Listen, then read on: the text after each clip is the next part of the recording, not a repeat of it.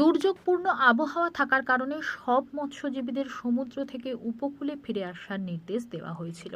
সেই নির্দেশ মতো বহু ট্রলার উপকূলে ফিরেও এসেছে, কিন্তু সমুদ্র থেকে ফিরে আসার সময় কয়েকটি ট্রলারের ইঞ্জিন এবং ওয়্যারলেস বিকল হয়ে যায়। ওই ট্রলারগুলোর সঙ্গে কোনোভাবে যোগাযোগ করা যাচ্ছে না। এখনও ওই ট্রলারগুলি খোঁজে সমুদ্রে তল্লাশি চালাচ্ছে উপকূল রক্ষী বাহিনী এবং ৩৯ জন মৎস্যজীবীর খোঁজ নেই এখনো পর্যন্ত। আতঙ্কে তার পরিবার। এ বিষয়ে কাকদ্বীপ ওয়েলফেয়ার ফিশারম্যান অ্যাসোসিয়েশনের সম্পাদক বিজন মাইতি বলেন, এফবি বাবা নীলকণ্ঠ নামক একটি ট্রলারে প্রায় ১৬ জন মৎস্যজীবী রয়েছেন।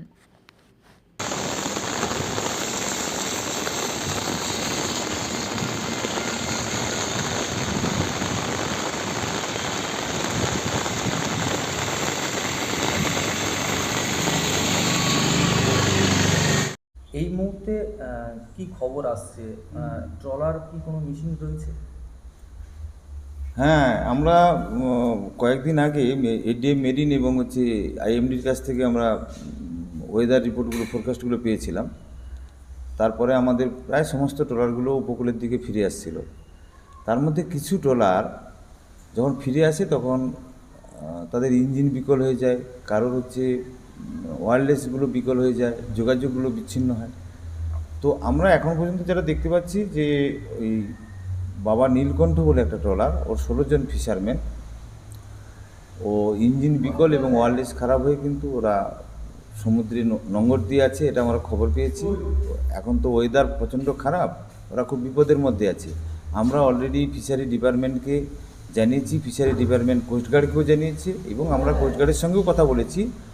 ওদের অলরেডি যে শিপটা থাকে সমুদ্রে, তারা মুভমেন্ট করছে ওই ট্রলারের কাছে যাওয়ার জন্য, যাতে ওই ফিশারম্যানগুলোকে উদ্ধার করা যায়। এবং আমাদের কাছে আরও খবর আসছে কিছু ট্রলার, ডায়মন্ড হারবারের কয়েকটা ট্রলার, তারাও এরকম ইঞ্জিন বিকল হয়ে তারা সমুদ্রে নোঙর করে পড়ে আছে। এখন কোথায় আছে তার লোকেশনও আমরা জানতে পারছি না। তবে ওখানেও প্রায় ২৫-৩০ জন ফিশারম্যান ওই দুটো ট্রলার মিলে আছে।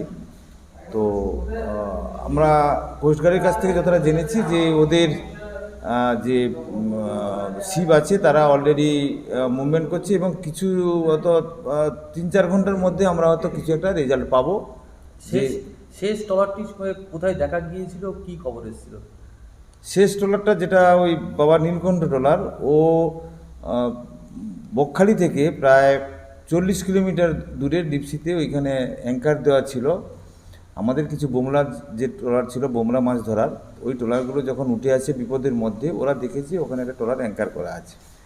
তো আমাদের কাছে যে খবরটা ছিল যে ওই লোকেশানে ওই নীলকণ্ঠ ট্রলারটা ছিল।